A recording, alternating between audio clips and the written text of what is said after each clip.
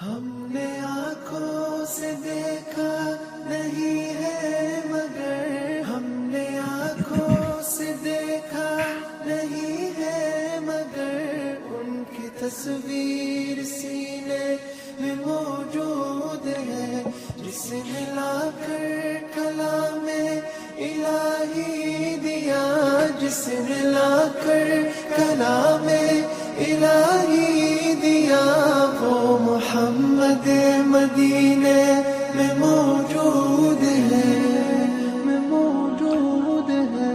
फूल खिलते हैं बड़ बड़ के फूल खिलते Bismillahir Rahmanir Rahim, Radio Ramadan 87.7 FM, program Reflections with your host Zubair Akram and my respected guest Sheikh Rizwan Muhammad. Inshallah, in this session, we will continue exploring, reflecting the layers of the meaning in these two surahs, Surah Fil, which is 105th Surah of Quran, and 106th Surah Al Quraysh. Surah Al Fil and Surah Quraysh, as presented before in last 22, 23 odd sessions, are surahs which are, maybe we can term them as twin surahs, a pair that continues. There is a background to, there is a backdrop of Surah Al Fil, which kind of finishes in Surah Al Quraysh. In the first three ayahs of Surah Quraysh, we learned a few concepts. The first one was ilaf, the meaning of ilaf, the cloud meaning of ilaf. And ilaf has been mentioned twice in two ayahs, and they both have a different shade of meaning. One means something different and continues to mean something else. And we learned how to explore the meaning using the nuances of Arabic language and also reflecting tadabbur, which I understood it is unique to every reciter, every reader of the Quran. We also learned that we're not extracting tafsir of Quran. We're not, as long as we're not extracting the legal meaning of Quran in different ahkam, we should be reflecting and it will mean something unique to us, what we understand. So today in this session, I wanted to explore a little bit more on one term that we never managed to explore in depth, which is the concept of rihla. رحلة الشتاء والصيف. So, Assalamu alaikum, Sheikh. Wa alaikum salam wa rahmatullahi wa barakatuh. Sheikh, this we've done Surah Quraysh in quite a bit of depth, and there are only four ayahs in this surah. Four ayahs, and the first one is إِلَافِهِمْ رِحْلَةَ الشِّتَاءِ وَالصَّيْفِ. First one is لِإِلَافِ Quraysh, and the second one is إِلَافِهِمْ رِحْلَةَ الشِّتَاءِ وَالصَّيْفِ. So when I wanted to move on to the third ayah, I remember you said, we haven't actually quite done رِحْلَةَ الشِّتَاءِ وَالصَّيْفِ, the meaning of rihla, and then it continues from رِحْلَةَ الشِّتَاءِ وَالصَّيْفِ, accustomed to the journey of winter and summer, which is understood, but the concept of rihla. Now, rihla, as I asked before in one of the sessions, is a term that I have heard in some of the mystic circles, if you like. You know, in the circles of Sufiya, in Tasawwuf, rihla. So there are organized rihlas, retreats. And how have they taken that term from this surah, or is it a Quranic term? Is there any connection between this and that term? And there is more that we will explore, inshallah, once we start with this one. So you're saying you've heard that word used for specific groups of people? Yeah, rihla. So is that for Sufis or? I'm surprised actually. I've never come to think of it. I've not not thought of that. Okay. No, so there is almost like a flight from the real world, flight to seclusion. So there is a rihla, and there are organized groups, they would use the term rihla. Really? And we're in the subcontinent. Yes. Okay, interesting. So is there any connection between this and is it used in the Arab world or Middle East or I mean, in Moroccan traditions or in Syrian traditions? And it's an interesting point. I mean, Bismillah ar-Rahman ar-Rahim, so Rihla, we kind of did touch upon it, but I think it might be worth retracing the Rihla itself, because it comes in the context of this chapter. Obviously, the reason it comes into the context of this chapter is because it's related to their benefits, their benefit connected to traveling for trade. So Rihla, essentially, if you were to do, kind of, if somebody asked me about this in English, it's a journey, isn't it, or something? It's the in English would be the journey of the summer and the winter. So the winter and summer journeys. So the translation is accustomed to the journey of winter and summer. Journey. Yeah. So Rihla is ilaf is accustomed or being given facility in something, but Rihla is essentially, yes, a journey. But in English, if you say journey, there's lots of words that come to mind when you think of that. So imagine a world in which, or universe within which, we don't have the Arabic, but we have the English, and we're trying to reconstitute the Arabic Quran from the fact that we speak Arabic and we know Arabic, but we don't know what the Quran was like. You'd have a problem in trying to understand what Arabic word that meant. So one of the amazing things about Arabic, and that is, preeminent in Arabic. It has, other languages have that. In English, for example, journey, sojourn, trip. There's lots of different types of expedition. So there's lots of terms you could use in English that indicate some kind of journeying, but they have different meanings. In Arabic, you have the same thing, but you have associated with it the kind of meaning patterns of all the other words that connect to that one word. So, for example, rihla, murtahil is like somebody who's on a journey. Rahila is like a mount or a vehicle you've got. Rahilun are the people that go on a journey. But rihla generally is used for a journey which is going to be strenuous, arduous, and for a very distinct purpose. So rihla essentially became, in fact, it probably comes from this usage here, because rihlat ash-shita'i was-sayf indicates a specific type of journey for a specific purpose to a specific place. And so it's pretty much organized for one purpose. And, here it's trade, it's a benefit. It became something famous because it was then used, not in this, I don't think in the Sufi tradition, but in the tradition of knowledge, and specifically hadith of the Prophet ﷺ. So one of the earliest examples is Jabir ibn Abdullah radiallahu anhu, who heard about a specific hadith that he hadn't heard from the Prophet ﷺ himself. And as a result, he actually ended up traveling, all the way to Asham from, it was Abdullah ibn Unais radiallahu anhu, who he had a hadith of the Prophet ﷺ that he hadn't heard. So he ended up organizing a trip for the specific purpose of learning about this one hadith, it was a hadith about the end of times, Day of Judgment. And he came back. So it was essentially a journey with a purpose.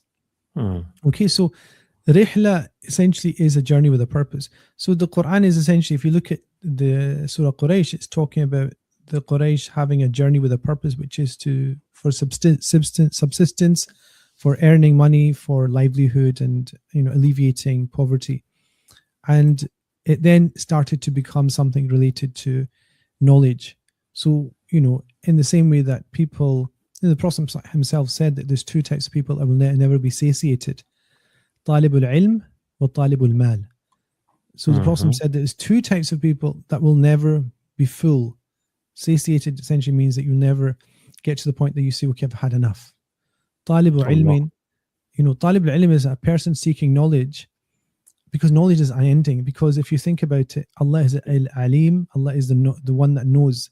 So if you're constantly seeking out things that can be known, it's unending, because God is al-alim. And the talib al-ilm is constantly, I know from all my teachers, they were constantly, even in their old age, constantly exhilarated and benefiting from exerting themselves and learning new things. So they never got tired, they never slept, because there's always something that they needed to find out. And talibul mal is a person that seeks wealth, because the Prophet said that if the son of Adam, the daughter of Adam, was given 2 mountains of gold, they would have wanted the third. And nothing fills the mouth of the son and daughter of Adam illa turab, except for dust. Dust meaning the dust of their death. Meaning that rihla for wealth, and you think of it now, economic migrants, they go from one part of the world to another. You look at migration patterns are essentially for that. Even people going from rural backgrounds in the global south to industrialized cities, they go for a purpose, which is food, sustenance, provision. If you look at, in the West, you'll have people going on flights, traveling, and if you ask them, some of them are going for recreation. So this is not going to be a rihla, that's going to be something else. But the rihla is when they're going for seeking out provision, and some for education. So a lot of countries, their economy is based either on education or commerce. But there's other words that relate to, so that's kind of rihla. So rihla is a sense, one of the most famous examples is Baqi ibn Makhlad. He traveled all the way from Andalusia all the way to Baghdad at the time of, Baghdad's, about 100 years after Baghdad was established as a center of learning as a city. He went all the way to meet Imam Ahmad ibn Hanbal, and he realized when he got there that he was under house arrest. And it said that during that time, he traveled so far. Think of it, the world at that time, that's basically the half the known world traveled just to meet him. And he found that he was under house arrest. And he had actually found out a strategy on how to gain hadith from Imam Ahmad, which was to pretend that he was a beggar. And every day he would go and ask for some money. And when Imam Ahmad would give him something like a date or something insignificant, he would also teach him a hadith while he was at the door. And so when Imam Ahmad was released from house arrest, he used to put Baqi ibn Makhlad right in the center of his class. And he says, this is the real student of knowledge. Like he stayed here for over 2 years, coming to my door every day, even though he only got one hadith every day. So rihla is a journey with purpose. So we're all kind of, in one way, we are in a journey of some sort, and it has to be of some kind of purpose. So that's rihla. Rihla is a word that comes up, and it's got that specific meaning, purpose. But even other words in Arabic like sayr. Sayr is this to, in fact, you have in Persian, you have in Urdu, sayr, which is like, it's for enjoyment, pleasure, it's for relaxation, but it's also for reflection. Like it's to open the horizon, essentially. Rihla is not like that. Rihla is for a purpose. It's going to be strenuous, and you're doing it with an intent, and you've got a very clear idea what you want to get out of it. So it's like when you book in a hotel, they ask you pleasure or business. So it's a business. Okay, that's probably for your invoice, isn't it? Yeah. So for invoice, exactly. So they want to know. So sayr is pleasure, and rihla. Sayr essentially is pleasure, but also reflection. I mean, to broaden horizons. Let's just give a wider context. Sayr. So even in the Quran, it's the same idea. قُلْ سِيرُوا فِي الْأَرْضِ فَانْظُرُوا كَيْفَ بَدَأَ اللَّهُ الْخَلْقَ. For example, travel in the earth, and from that, come to know how God started the creation of the heavens and the earth. Yeah. So meaning that there's signs in reflecting upon what is, but you're not going anywhere specifically. You're just traveling. You're told to travel. أَوَلَمْ يَسِيرُوا فِي الْأَرْضِ فَتَكُونَ لَهُمْ قُلُوبٌ يَعْقِلُونَ بِهَا. God, Allah says, have they not traveled in the earth? So that through that traveling sayr, not rihla, sayr, they have hearts with which they can think, قلوب يعقلون بها أو آذان يسمعون بها, or ears through which they can listen, because ears are for listening, but it means listening for things that will benefit them. So sayr is almost like potluck. You know, when you get potluck, when you're just going and you're not with a specific intent, but you're saying, let's just see where the journey takes us.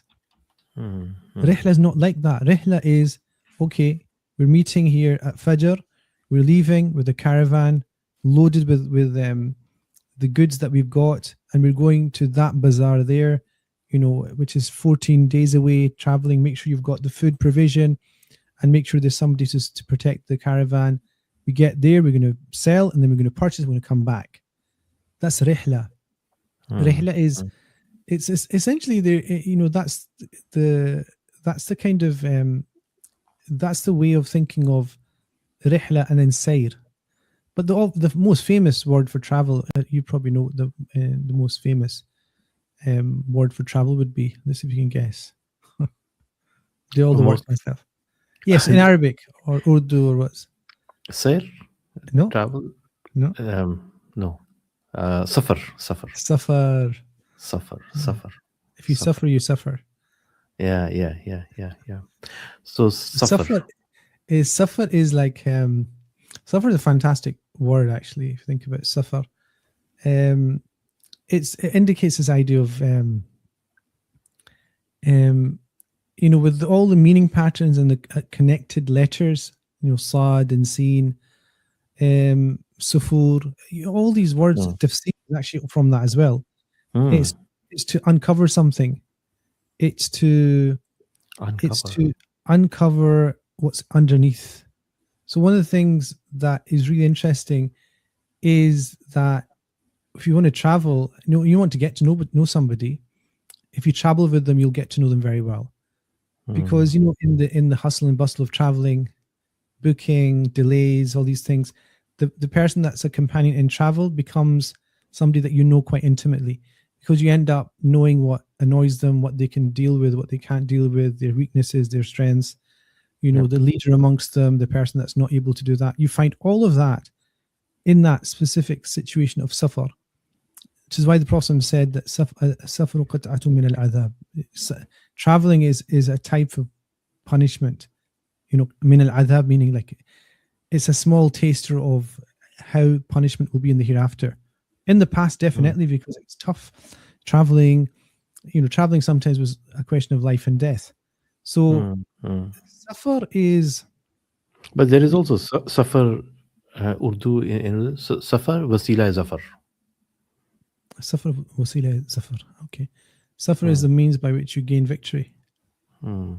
Safar, wasila, Persian and Urdu. So if you're stuck, if nothing is happening in life, just go for safar. Okay. Like I'm in Istanbul. Okay. Yeah. So this is the thing about this chapter. It doesn't talk about sayr. It doesn't talk about the sayr of the Quraysh.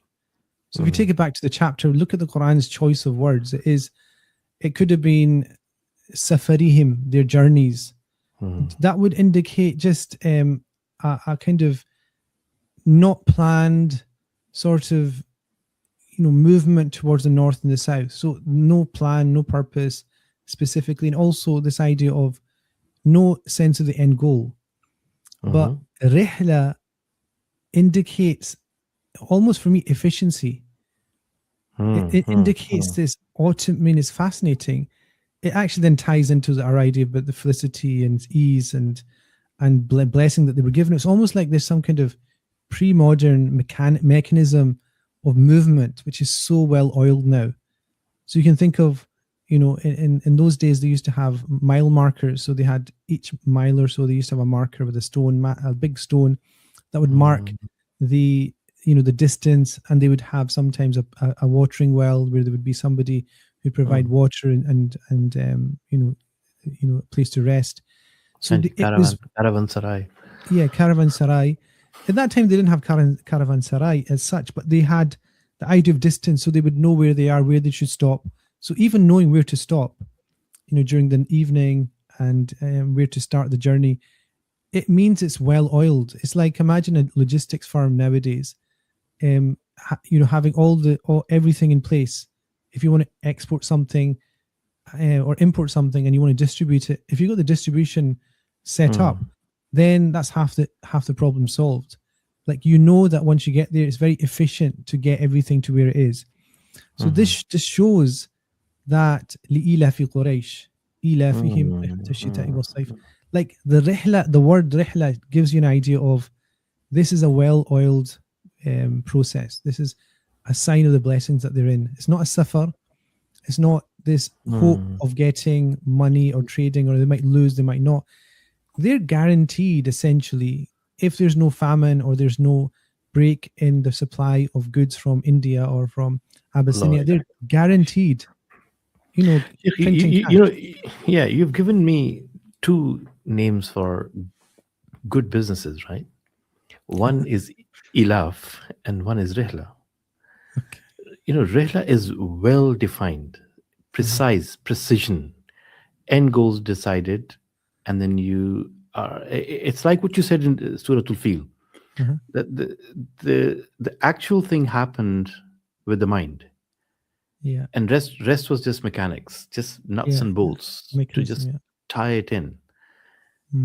Similarly, journey, rihla, is every detail has been worked out.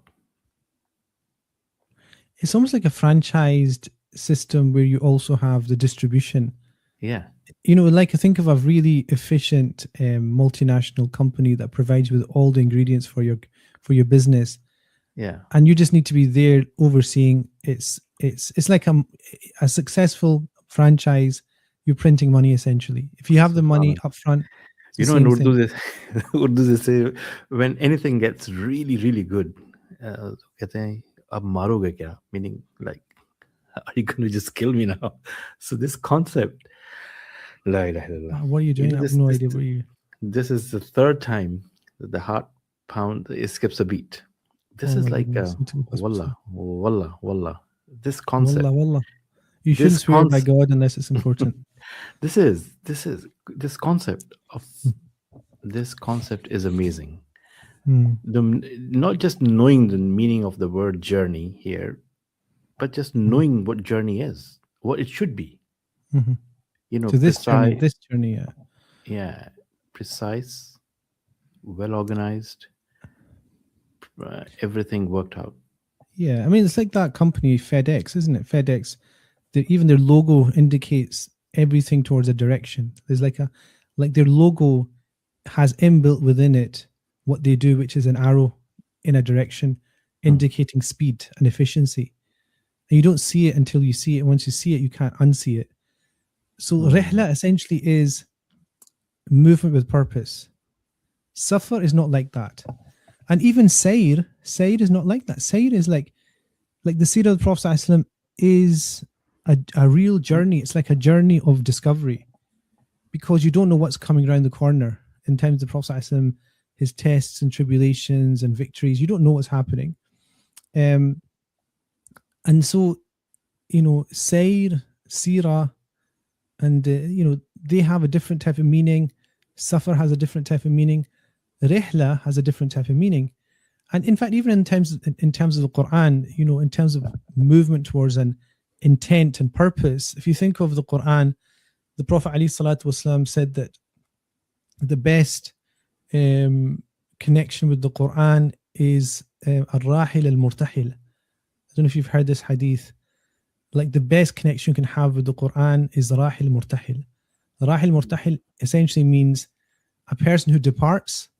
Translated, essentially, a person who departs and then comes back to the same place. But if you just thought about what we've said, Ar-Rahil Murtahil is the one that starts the Quran with intent to finish, and when they finish, they have the intent to go back and start. In other words, when you start, you have the intent to finish, come back, start. In other words, like Rihlat al-Shita'i wal-Sayf.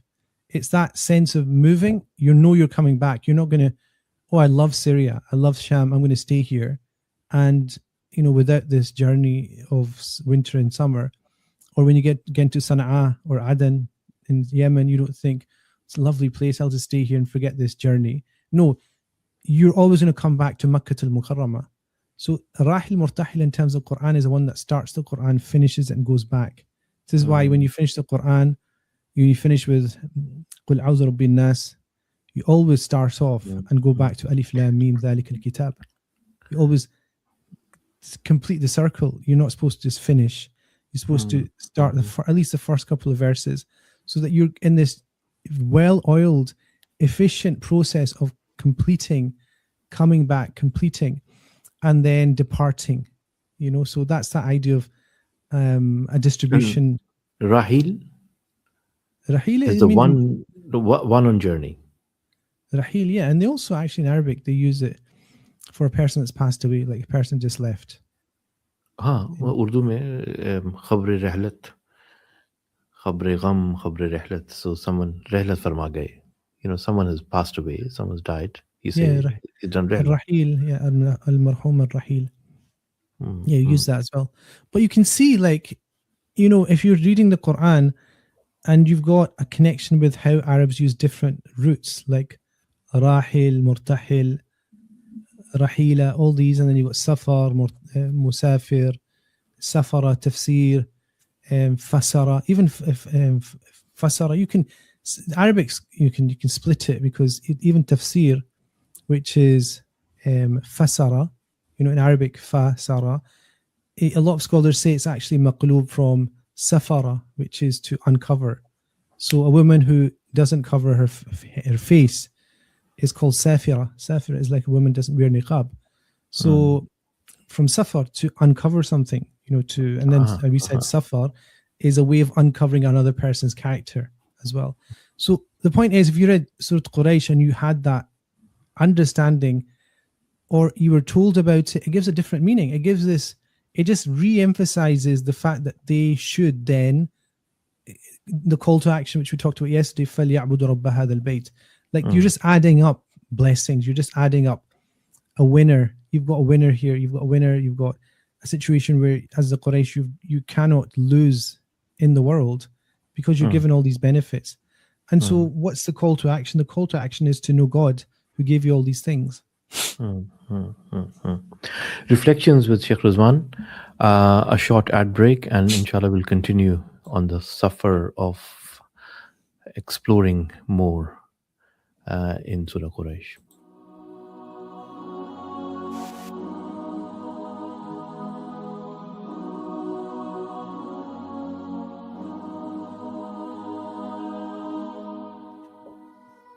हमने आँखों से देखा नहीं है मगर, हमने आँखों से देखा नहीं है मगर, उनकी तस्वीर सीने में मौजूद है, जिसने लाकर कलामे इलाही दिया, जिसने लाकर कलामे इलाही दिया, वो मोहम्मद मदीने में मौजूद है, फूल खिलते हैं बड़ बड़ के सल्ले अला, फूल खिलते हैं बड़ बड़.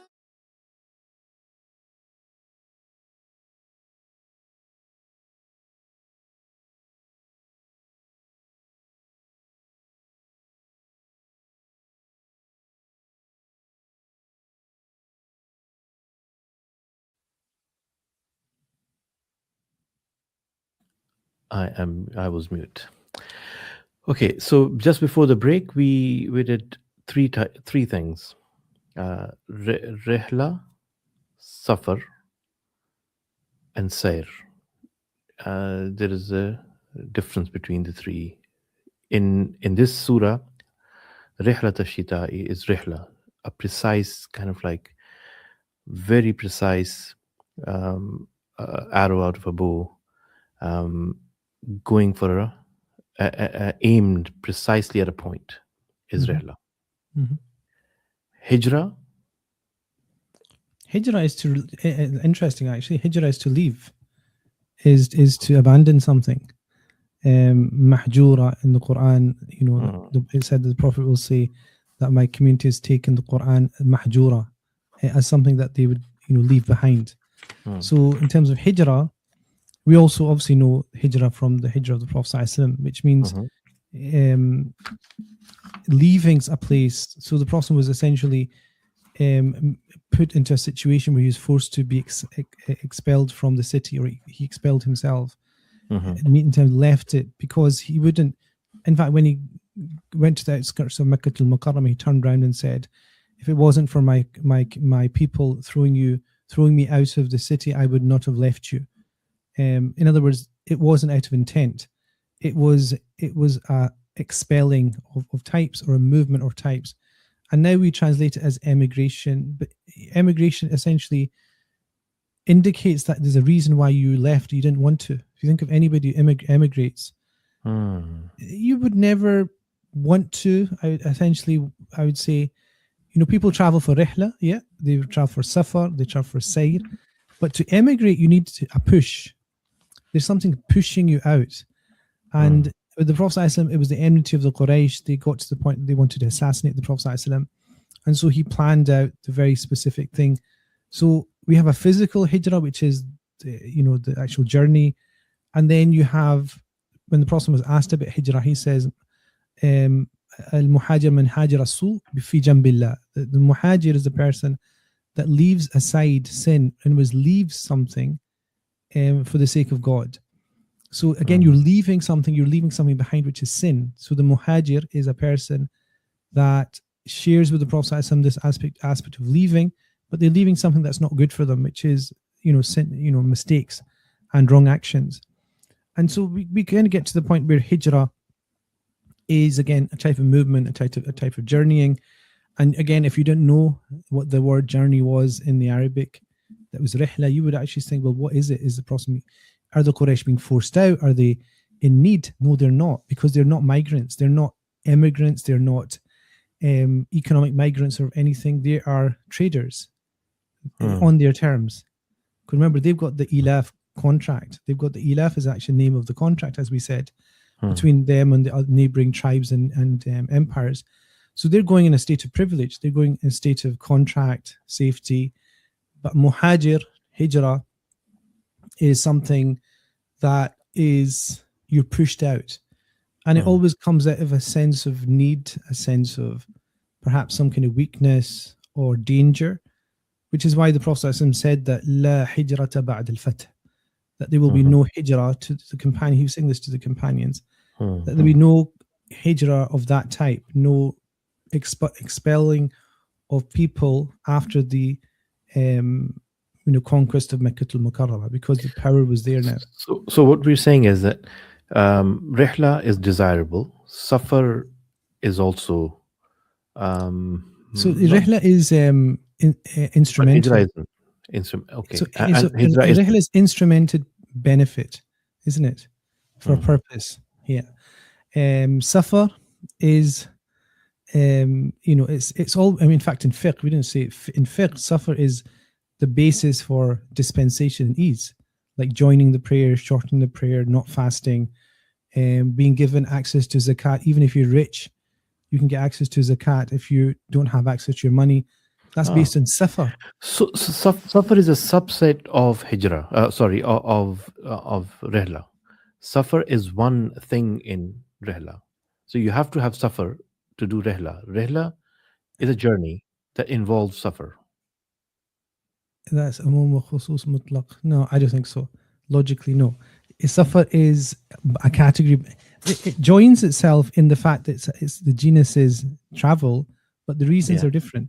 So it's not a subset of it. Is it not? Rihla is you're on a journey. So they're all subsets of movement. Yeah. Hijrah, safar, sayr, rihla. They're all subsets of a journey or a movement. If it's out of fear, hijrah. If it's out of need, necessity, it can be safar or sayr. If it's out of efficient benefit, it's rihla. And then safar and sayr are different in terms of sayr doesn't have a specific intent. It's there generally to broaden horizons and to benefit from the process of journeying. Safar can be for numerous reasons. You can be suffer, and it's obviously if you're doing hijrah, you're in suffer. If you are doing rihla, you're partaking a type of suffer, but the kind of the benefit aspect's not there. Do you understand? So yeah, all of them have a type of movement and a type of traveling. Yeah. And suffer, yeah, you could say suffer is like a generic term, but the thing about It's a container. It's a container. So it's a container. But the way it's not a container is the fact that when we use suffer, there is that tinge of suffering.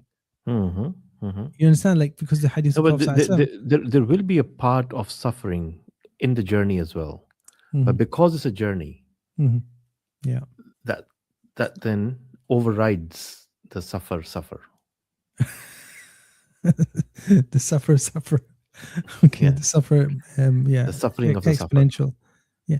So the thing about the reason why I'm saying suffer, locking down on this idea of suffer, is that it comes up with the sense of test and tribulation in fiqh, because it's a dispensation mode. It's one of the reasons why, like illness, weakness, poverty, traveling are reasons for a dispensation and easing the ruling. And the other thing is that the hadith of Prophet ﷺ that as-safru qit'atun min al-adhab, like suffer is to travel as suffer is to experience some type of tribulation and pain.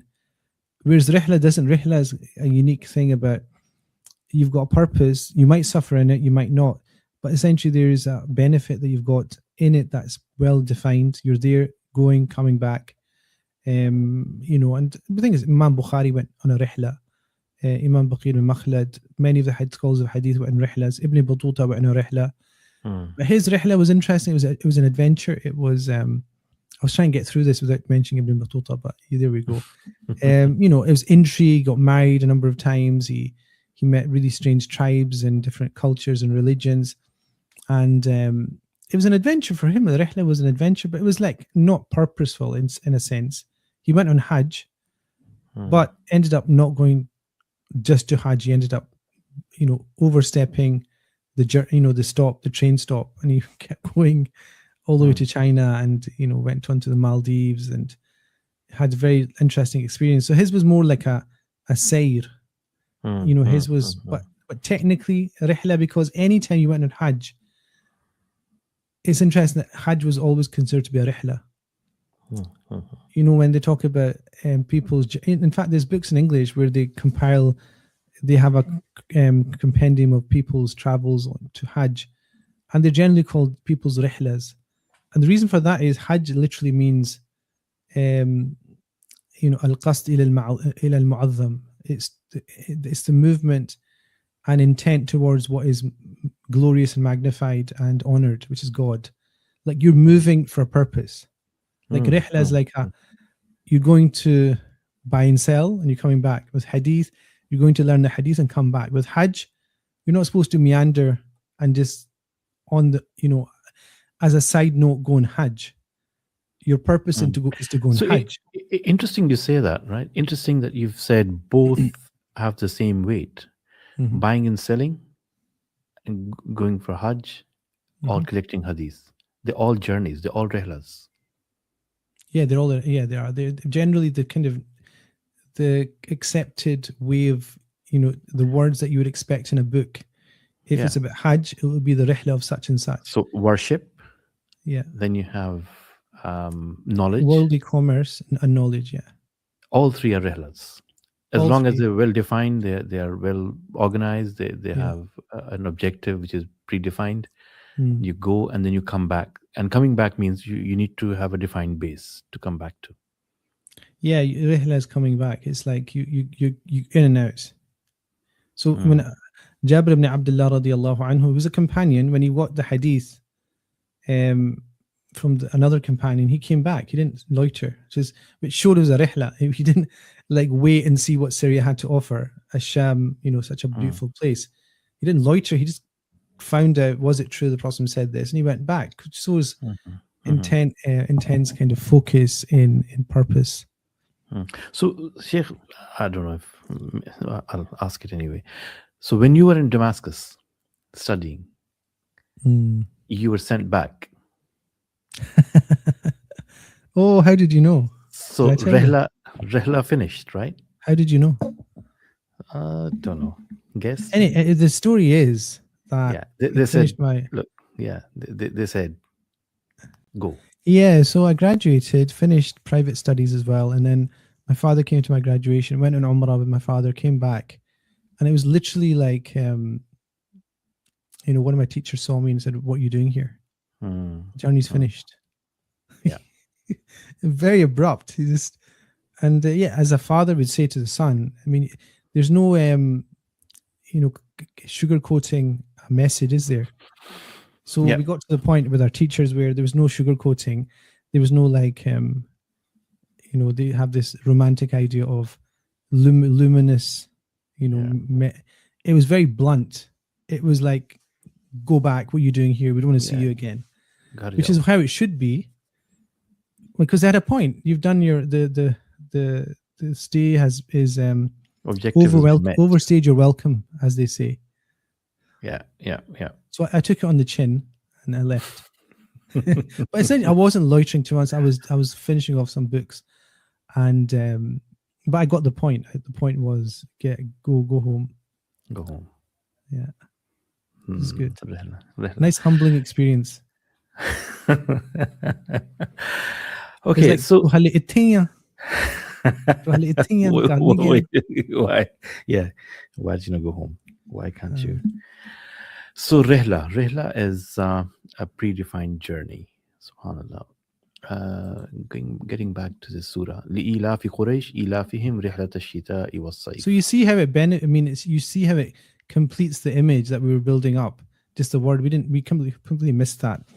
Actually, that kind of sense of security, safety, felicity, and benefit that the Quraysh had. They had a very good pitch, to play on, a very good pitch to market on and sell and buy. So it just really ratchets up the emphasis of the order to worship, doesn't it? It really does. It leaves you no room for maneuver to not obey and know and worship, because everything's like you've been given monopoly. You've given the route. You've given and you have done it. There's a journey that you're on, and you have the means to start and finish the journey. Yeah, if you think of even like the Prophet ﷺ and Khadija radiallahu anha, like she would invest with him, and she would know and expect. She would kind of be able to calculate the profits margins. Yeah. Do you understand? Like it was due to the fact the Prophet wouldn't swindle her, but it was also like they expected, take this, you'll get this for it. Yeah. So it was like you knew. It was like, I mean, nowadays very few places if you can invest your money and you get like 8%, 10%, 12%.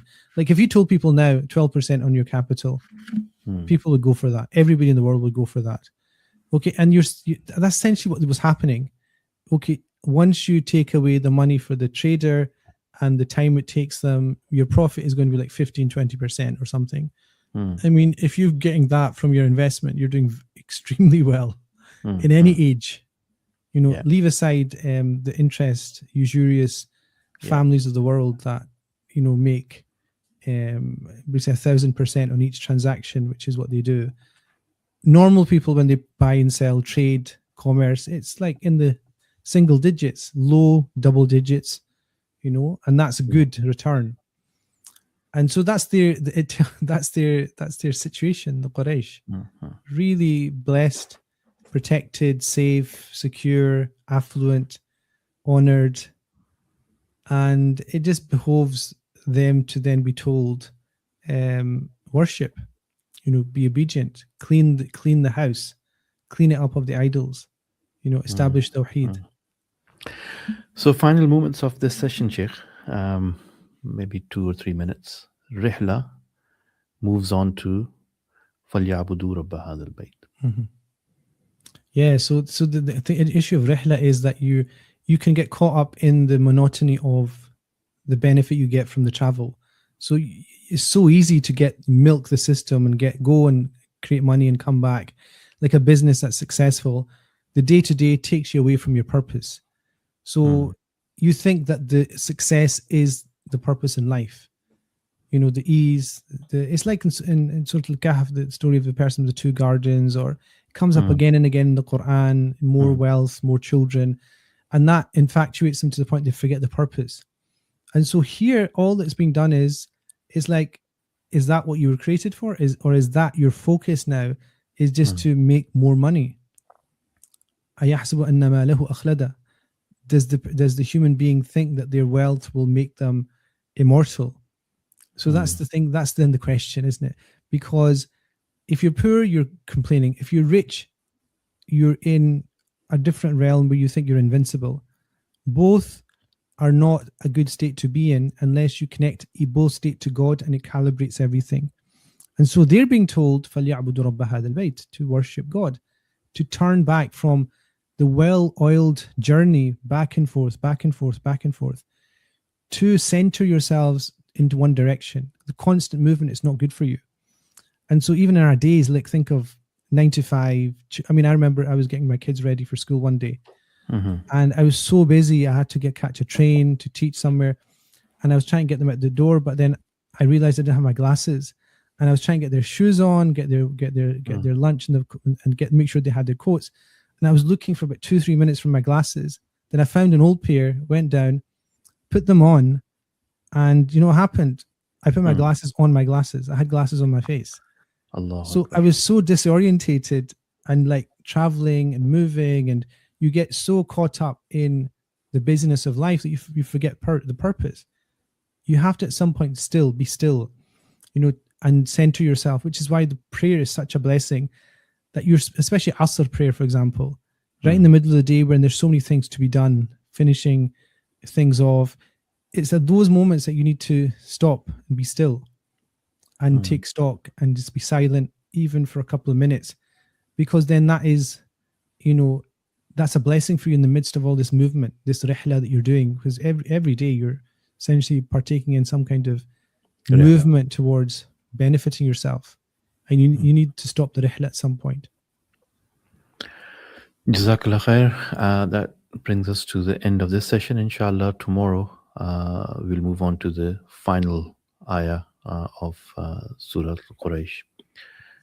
الذي فليعبدوا رب هذا البيت الذي أطعمهم من جوع وآمنهم من خوف. Until then, Assalamu alaikum wa rahmatullah. Alaikum salam wa rahmatullahi wa barakatuh. झूम कर कह रही है इबादे सबा, ऐसी खुशबू चमन के गुलों में कहाँ, ऐसी खुशबू चमन के गुलों में कहाँ, जो नबी के पसीने में मौजूद है।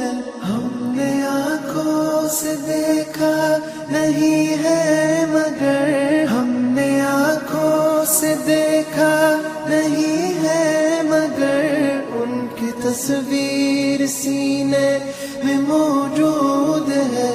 जिसने लाकर कलामे इलाही दिया, जिसने लाकर कलामे इलाही दिया, वो मोहम्मद मदीने में मौजूद है, में मौजूद है। हमने माना कि जन्नत बहुत है हंसी, हमने माना कि जन्नत बहुत है हंसी, छोड़ कर हम मदीना न जाए कहीं। यूं तो जन्नत में सब है मदीना नहीं, यूं तो जन्नत में सब है मदीना।